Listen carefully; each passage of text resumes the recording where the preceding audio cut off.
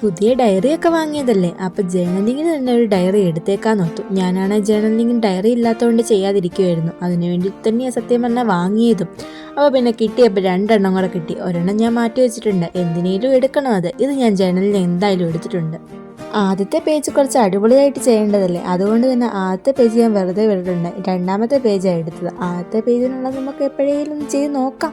വലിയ ഒരുപാട് പണിയൊന്നും ഇല്ല. കുറച്ച് സ്റ്റിക്കേഴ്സ് ഉണ്ടെങ്കിൽ ഇതുപോലെ ജേണലിൽ നമുക്ക് പെട്ടെന്ന് ചെയ്തെടുക്കാം. ചുമ്മാ അങ്ങോട്ട് സ്റ്റിക്കേഴ്സ് ഒക്കെ ഒട്ടിച്ചെടുത്താൽ മതിയെന്നേ, അപ്പൊ തന്നെ സംഭവം സെറ്റാവും.